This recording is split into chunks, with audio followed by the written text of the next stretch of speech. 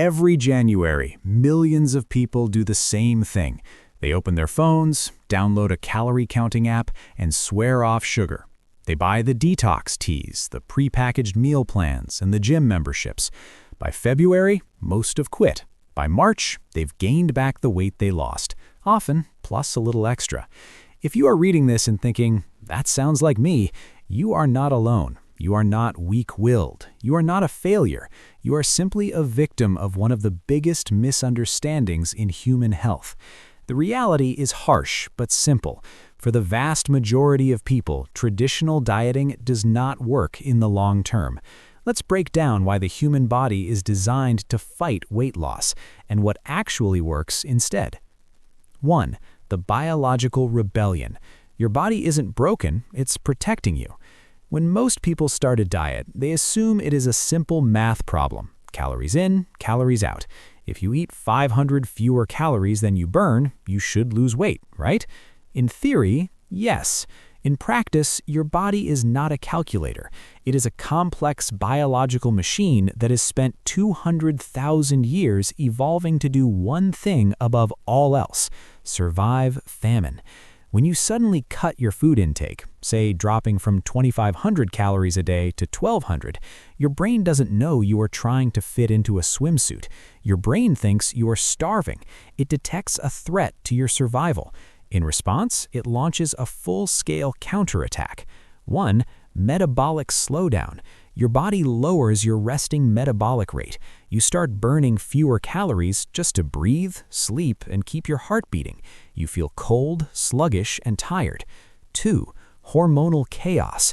Ghrelin, the hunger hormone, surges. You become obsessed with food. Leptin, the fullness hormone, plummets, meaning you never quite feel satisfied after a meal. 3. Muscle loss. Diets often burn muscle tissue along with fat. Muscle is metabolically expensive to keep. Your body prefers to burn it during starvation because it requires fewer calories to maintain. Less muscle means an even slower metabolism. This is why dieting feels so miserable. You aren't weak for wanting to eat. You are fighting a biological mechanism stronger than your willpower. 2. The all-or-nothing mentality. One of the biggest traps in Western diet culture is the concept of starting over on Monday. This creates a cycle of perfectionism and guilt. Let's say you are on a strict diet. You do great for 3 days. On Thursday, a coworker brings donuts to the office. You eat one. In a healthy mindset, this is a minor blip, but in the dieting mindset, the logic goes, well, I already ruined today, I'll just eat whatever I want now and start fresh on Monday. This is called the what the hell effect. That one donut turns into a weekend of pizza, ice cream, and takeout. By Monday, you feel so guilty and bloated that you either starve yourself to compensate, perpetuating the cycle, or give up entirely.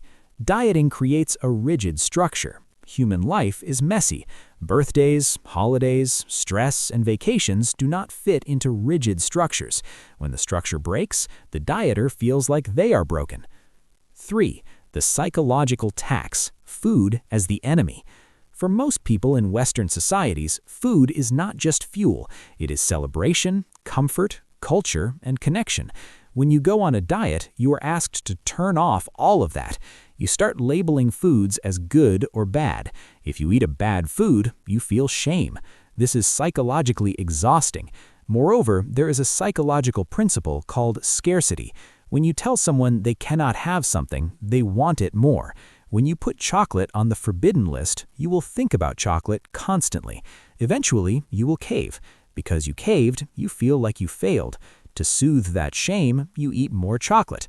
This creates a toxic relationship where food becomes a source of anxiety rather than nourishment.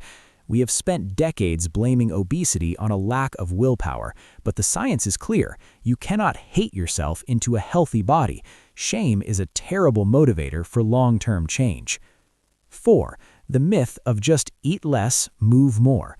This phrase is the most common piece of advice given to people struggling with their weight. It is also the most useless.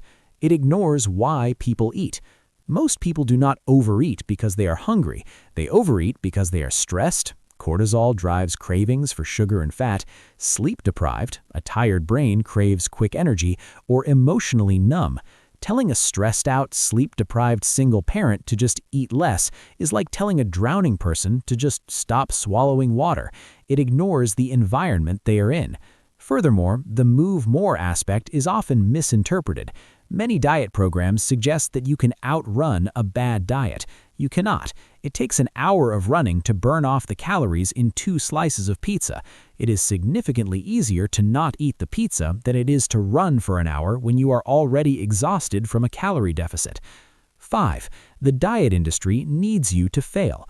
This is a hard truth, but it is essential to understand. The global weight loss industry is worth over $200 billion. What business model would thrive if people actually reached their goal weight and stayed there permanently? The industry runs on repeat customers. You buy the meal plan, you lose 10 pounds, you gain back 15, you buy the updated meal plan.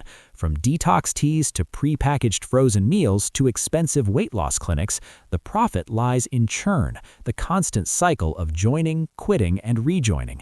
If diets actually worked permanently, these companies would go out of business. 6. The alternative, a shift in perspective. So if dieting doesn't work, what does? The answer is not sexy, it does not sell magazines, but it is effective. You have to stop dieting and start building habits. Instead of asking, how do I lose 20 pounds as fast as possible, you need to ask, what habits can I add to my life that I can sustain for the next 20 years? Here's what that looks like in practice. 1. Focus on addition, not restriction. Instead of saying, I am banning ice cream, try saying, I am going to eat a serving of vegetables with lunch and dinner. When you add nutrient-dense foods, you naturally have less room for ultra-processed foods. You aren't depriving yourself, you are nourishing yourself. This is mentally sustainable. 2. Prioritize sleep and stress management. You cannot out-diet bad sleep. Studies show that people who sleep less than 6 hours a night have higher levels of ghrelin and lower levels of leptin. They are biologically hungrier. If you are exhausted, your body will scream for sugar to keep going. Fix your sleep first. The diet becomes easier automatically. 3. Eat protein and fiber. Instead of counting every calorie, focus on the composition of your plate. Protein, eggs, chicken, fish, tofu, beans, increases satiety. It tells your brain, we are full. Fiber, vegetables, fruits, whole grains, slows down digestion and feeds your gut microbiome. If you build every meal around protein and fiber, you will likely eat less calories without the misery of counting them. 4.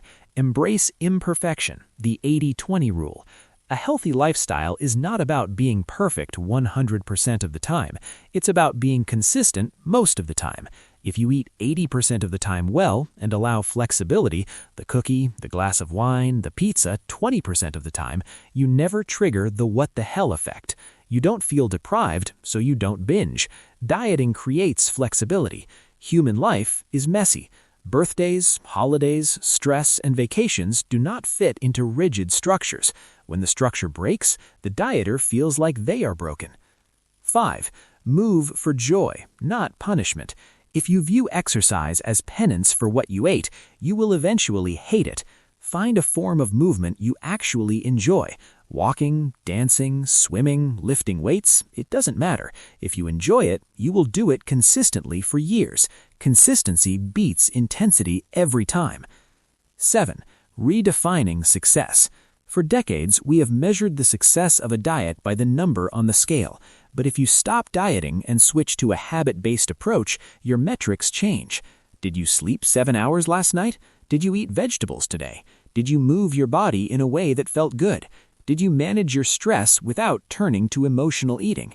If you can say yes to those questions most days, you are succeeding, even if the scale doesn't move this week. Weight loss, if it happens, should be a side effect of a healthy lifestyle, not the main goal. Conclusion: stop dieting, start living.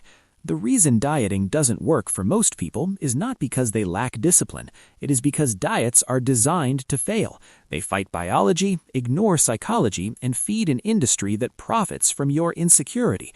If you have spent years cycling through weight loss programs, feeling like a failure every time you quit, it is time to forgive yourself. You weren't failing the diet was failing you. True health is boring. It is going to bed early. It is eating a chicken salad because you like how it makes you feel, not because a detox plan told you to. It is walking around the neighborhood because it clears your mind, not because you are burning off yesterday's dessert. It is time to stop living your life in 2-week cycles of starvation and guilt. Start small. Add 1 vegetable. Go to bed 30 minutes earlier. Let go of the idea that you need to be perfect. Your body is not a problem to be solved. It is the only place you have to live. Stop fighting it and start taking care of it.